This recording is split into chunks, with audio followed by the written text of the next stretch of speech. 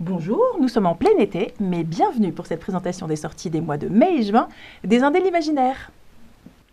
Eh bien, commençons par L'étrangère de Garner Dozois, traduit par Jacques Guillot. Garner Dozois est un anthologiste célèbre, souvent associé à George Martin, mais il est aussi l'auteur de cette pépite de la science-fiction. Il s'agit d'une histoire d'amour, mais pas un truc gnangnan à la Roméo et Juliette, parce que les familles ennemies, c'est rien à côté de l'amour terrien extraterrestre. Et je ne vous parle pas d'une Lilou et de son multipass.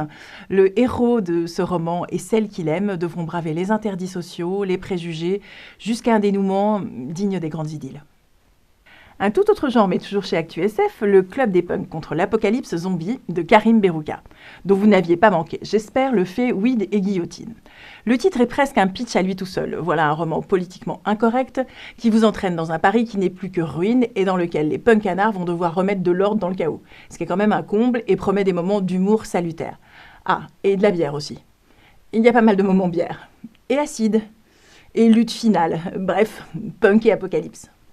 Chez Mnemos, deux sorties qui vont ravir les fans de Howard Phillips Lovecraft, et à l'heure où sont annoncées des adaptations autour de Cthulhu, pourquoi ne pas revenir aux fondamentaux?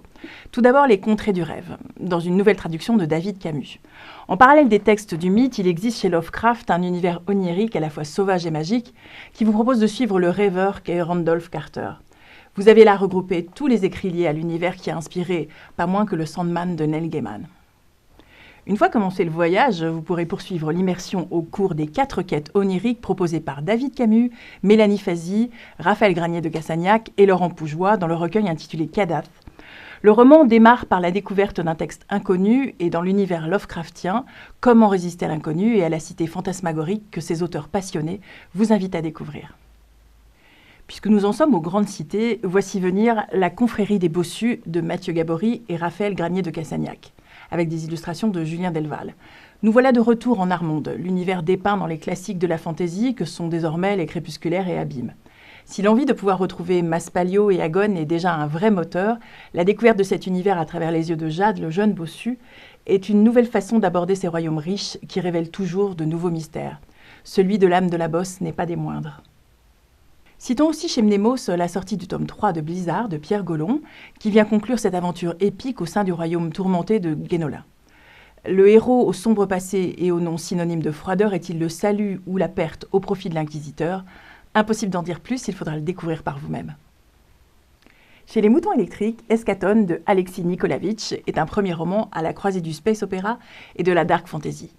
Entre foi et raison, au sein d'une guerre d'inspiration religieuse, quelles seront les chances de Wagen, le guerrier au pouvoir disparu, et de ses compagnons dans une jungle dont toutes les horreurs ne se sont pas encore révélées? Il y a une ambiance Lovecraftienne et une volonté séduisante de brouiller les pistes entre le fantastique et la science-fiction. Toujours chez les moutons électriques, suivons maintenant Martha Randall avec L'épée de l'hiver, traduit par Nathalie Serval.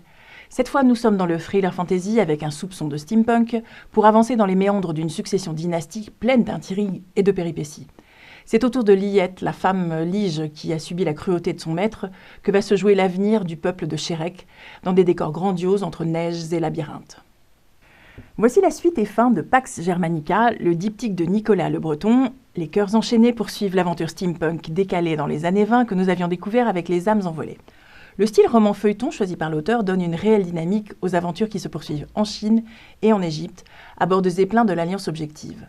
Pas de voiture pour se déplacer, mais un dirigeable empli de survivants et une aérostière intrépide, Léontine de la Roche, qui nous fait voyager par les airs au-dessus du chaos.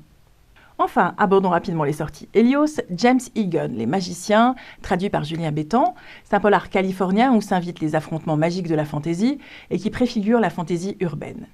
Ensuite, un grand classique réédité avec Le Pont sur les étoiles, coécrit par Jack Williamson et James Egan, traduction de Julien Bétan. Que se passe-t-il quand une avancée scientifique nommée le Tube rapproche d'un coup toutes les étoiles? Ce roman est un concentré de space opéra qui vous emmène dans un futur en expansion. Et c'est un très bon souvenir de lecture pour moi il y a très longtemps. Je vous signale aussi la sortie de Je suis ton ombre, le thriller captivant de Morgane Cossarieux, qui est disponible chez Helios. Et je ne peux que vous conseiller de le lire pendant les longues soirées d'été, en pleine lumière. C'est mieux.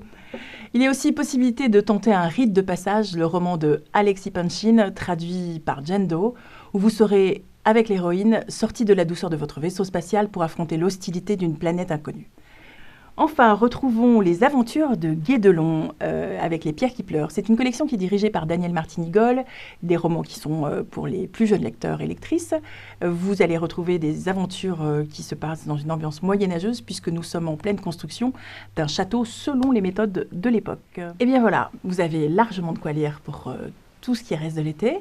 Et n'oubliez pas que nous nous retrouvons à la rentrée pour suivre mois par mois les sorties des Indes de l'imaginaire. À bientôt. Alors, un tout autre genre, mais toujours... Bah ouais, j'ai pas attendu action. Moi, je suis prête. On y va. Voyager par les airs au-dessus du chaos. C'est à chier. Coupez. Mettez de merde, alcoolique. J'aurais tué, T'arrives, peinté sur le tournage.